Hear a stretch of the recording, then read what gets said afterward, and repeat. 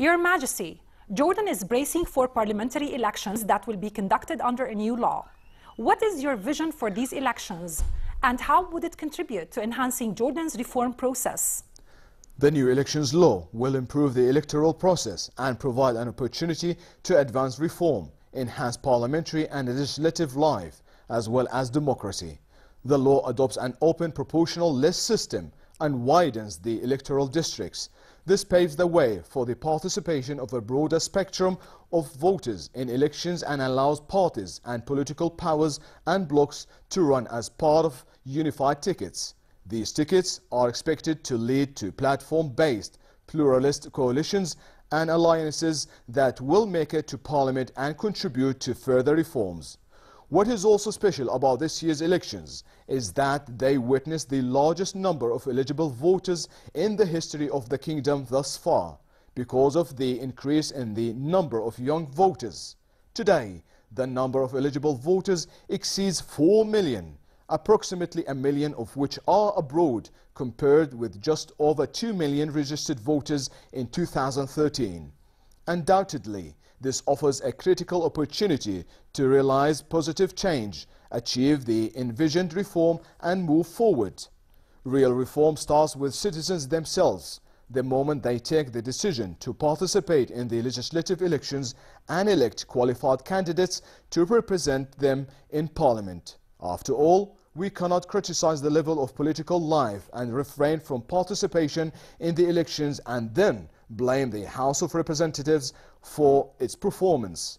It is the responsibility of voters to elect the most qualified candidate to represent them in a way that ensures that they are well represented and their interest and voice are protected, as this will impact their lives and future. Change can only be achieved through the ballot box, and those seeking reform should work to realize it.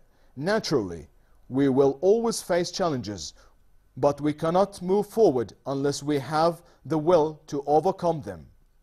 Today, there is an opportunity for everyone to engage in public service and seek the confidence of the people. The participation of men and women from the entire political spectrum in the country in the upcoming elections will contribute to the success of our reform and enhances people's confidence in Parliament. What else do you envision in terms of reforms? Elections will be followed by municipal and governorate councils elections, which will be held next year under the new municipalities and decentralization laws. The decentralization law is a very important link in the chain of reforms Jordan is embracing, as it will ensure local administration greater powers to identify development priorities in a way that reflects positively on citizens. The government is currently in the process of finalizing all bylaws and instructions related to the municipalities and decentralization laws, and it will be making the necessary arrangements to put in place the infrastructure and the technical requirements to ensure the success of the decentralization project and achieve its envisaged goals. We are on the right track, and we have to carry on building on solid foundations and move forward steadily without hesitation or fear. Your Majesty, Jordan is moving ahead with its reform efforts despite the difficult regional situation. You have asserted that you would strike with an iron fist anyone who attempts to tamper with the country's security or borders. How do we protect our country against these cowardly criminal acts? The entire world is now targeted by terrorist acts, which have claimed many innocent lives. We have seen acts of terrorism that contradict the principles of Islam, and how criminal and treacherous gangs have violated everything sacred, even attacking the Prophet's mosque in the holy month of Ramadan. Such security threats are not unfamiliar, and terrorist gangs have for long targeted Jordan, but our armed forces, security agencies, and high public awareness stand firm. Terrorist attempts will never affect our commitment to fighting terrorism and Khawarij, outlaws of Islam. God bless the souls of those who have martyred in the line of duty. Without the sacrifices of our armed forces and security agencies, Jordan would not have enjoyed stability in a volatile region. In this context, We must underline the importance of the national unity and public vigilance as we stand up to face these perils. All national institutions, especially media, religious and educational institutions, have a large responsibility to increase public awareness, to reject extremism and hatred that are alien to Islam, a faith of moderation. Such institutions are a major line of defense as we step forward to protect our true religion and values. They must therefore play their role with efficiency and responsibility. Certainly, though, global and regional anti-terrorism efforts must be intensified to address such a threat in line with a holistic strategy that takes into consideration the military, security, ideological and economic aspects.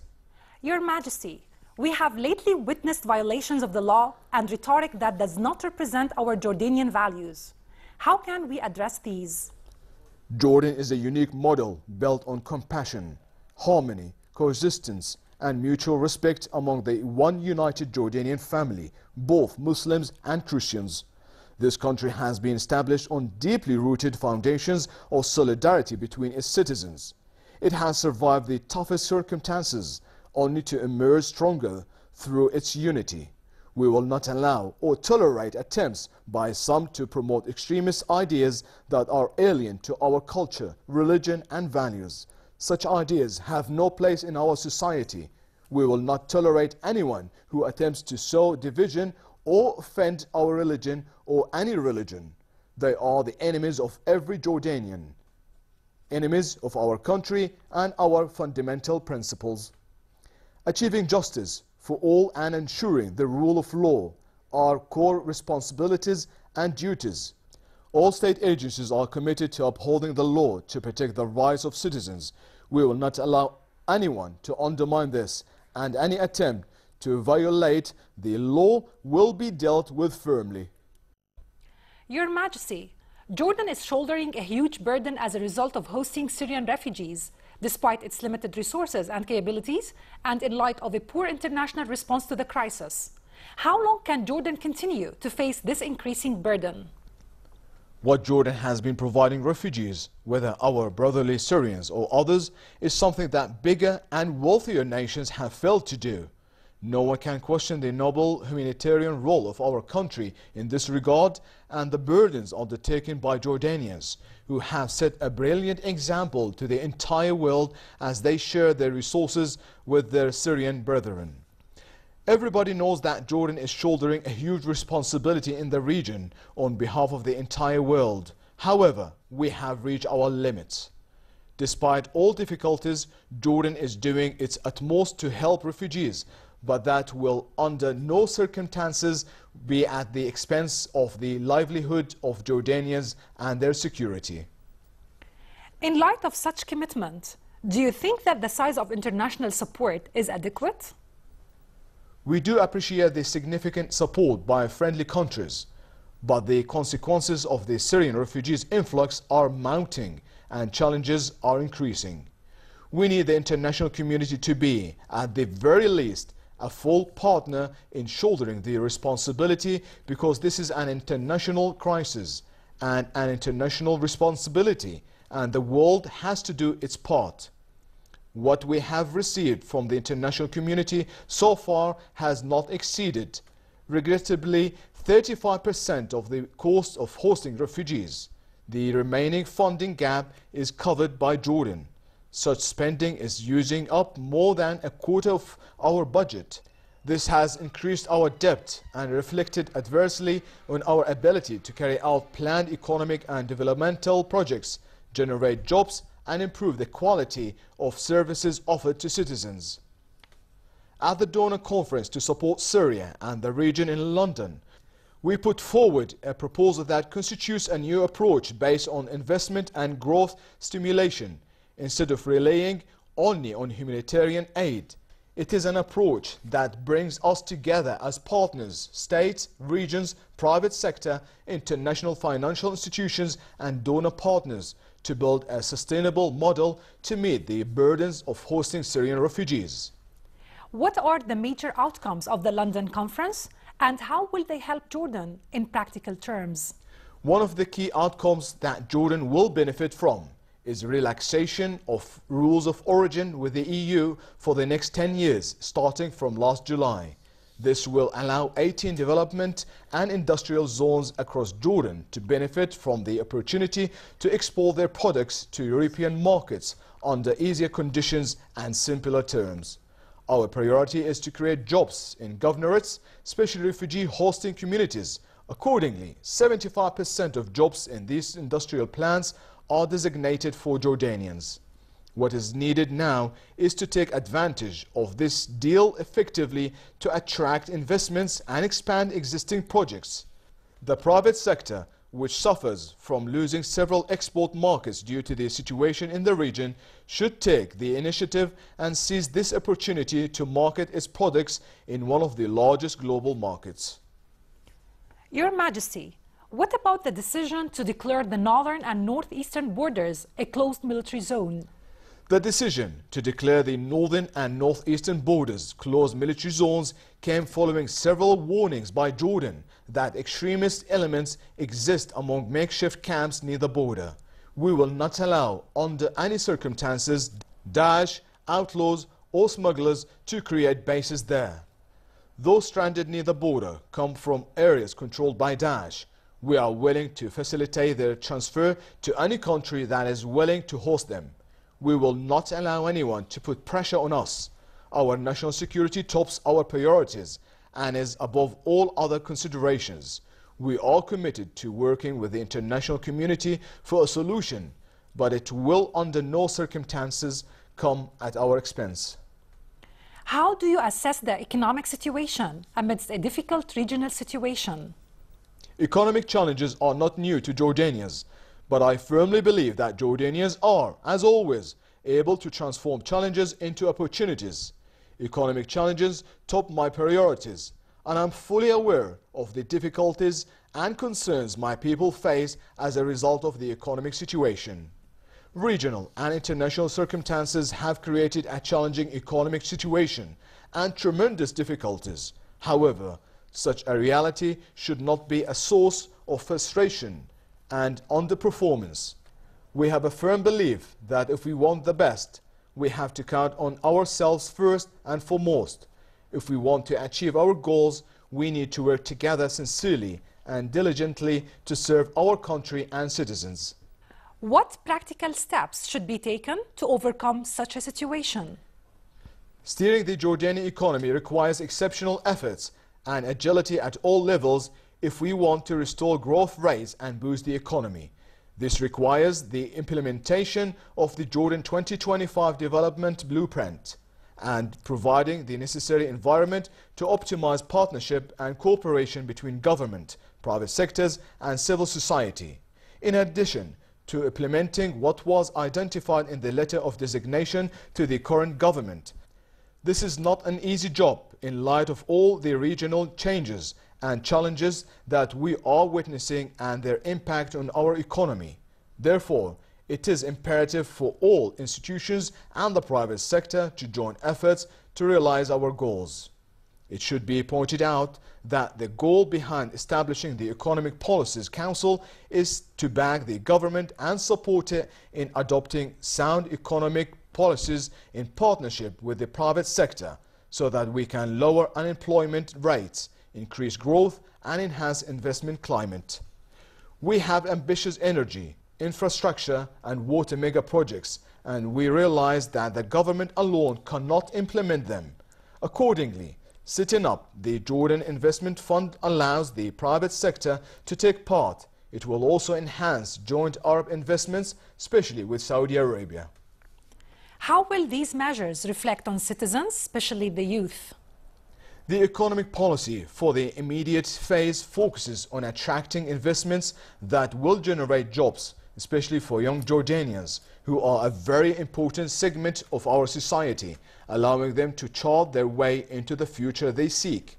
Here, I would like to point out that raising unemployment rates among the youth and low economic participation of women are major challenges we face. My faith in Jordan's future gets a boost every time I meet with creative, ambitious and hard-working young Jordanians. I have directed the government to form the National Human Resources Development Committee to come up with a national strategy to advance the educational sector and vocational and technical training. This is instrumental for improving the quality and outcomes of education in a manner that equips our youth to compete in the labor market and overcome challenges. The government is required to work closely with the committee to implement its recommendations, which will be ready within weeks, and also to implement the national employment strategy.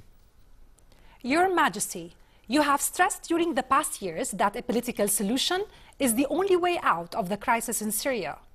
Is such a solution still possible? The price of the violence and the destruction we see in Syria is paid by the Syrian people. The continuation of the crisis threatens the stability of the region and Syria's unity. The only solution is an inclusive political one that involves all components of the Syrian people. It is one that all parties agree to and can end the suffering, preserve the territorial integrity of Syria, and launch broad reforms that ensure pluralism, democracy, reconciliation, and the return of refugees to their country. We hope that cooperation between the US and Russia helps end all hostilities in Syria and allows the resumption of the Geneva talks, leading to a comprehensive political solution. In the absence of such a solution, sectarian conflict will fester in the region and extremist terrorist groups will continue to threaten international security and stability. The priority of the Palestinian cause has gone down on the international agenda as a result of increased regional turmoil. Do you believe that the two-state solution, which you have always advocated, is still possible? Jordan is a steady supporter of the Palestinian people, as the Palestinian issue is our foremost cause and national interest. The failure to reach a just and comprehensive solution to the Palestinian cause and allowing the Palestinian-Israeli conflict to drift further away from the two-state solution only fuels violence and extremism in the region. Your Majesty, the Israeli violations against Jerusalem and its holy sites are ongoing. Jordan, under your leadership, is carrying on with its efforts to defend the holy city. What measures can be taken to address these violations? We are dealing with repeated violations and transgressions by Israel and extremist groups and their blatant attempts to change the status quo in Jerusalem, including its landmarks, heritage, and historical identity, as well as attempts to violate the rights of the Arab residents, make their lives difficult, and force them to leave, in addition to tampering with Islamic and Christian holy sites. We will persist in undertaking our religious and historical responsibilities towards Al-Aqsa Mosque, Al-Haram al-Sharif, which faces repeated violations by extremist groups. As the custodian of Islamic and Christian holy sites in Jerusalem, I will continue my efforts to protect these places and stand up against all violations of their sanctity or attempts for temporal and spatial division of Al-Aqsa Mosque, Al-Haram al-Sharif. Our responsibility towards Islamic holy sites in Jerusalem is a top priority for our foreign policy. We utilize all our capabilities to protect Al-Aqsa Mosque, which includes the entire indivisible Al-Haram al-Sharif in Jerusalem. We have successfully led efforts to adopt this definition at the UN and UNESCO. Moreover, we maintain all available political and legal options to stand against violations and protect holy sites. Your Majesty, Iraq is continuing its efforts to liberate its lands from Daesh, and there have been some positive results on the ground. How do you evaluate the situation? We support all efforts exerted by the Iraqi government and people to fight terrorism and uproot its criminal gangs. To ensure that current successes continue, all components of the Iraqi people should be included in the political process and state institutions. No one should be marginalized or excluded. The latest developments indicate a weak popular base for Daesh, which has been holding innocent civilians hostage. We hope that political and military efforts progress in tandem. Do you think that the situation on the ground and developments in the war on terror suggest that we are closer to a post-Daesh era? Since the first day Daesh and its likes appeared, we stress that this is going to be a military and an ideological war that will be long and requires cooperation and coordination within a holistic approach to eliminate these gangs and prevent their expansion and future resurgence. The war against these terrorists and Khawarij, outlaws of Islam, is foremost our war as Arabs and Muslims. They are our primary enemy because they seek to distort our true religion and instill hatred and sedition in our communities. There is a progress in the war against Daesh. Military efforts are ongoing but need to be coupled with political and developmental efforts in liberated areas that witness the most heinous atrocities by Daesh. There should be a comprehensive ideological, political and social strategy to protect our communities against radicalism. Perhaps this is the biggest challenge of our time. Thank you, Your Majesty. Thank you.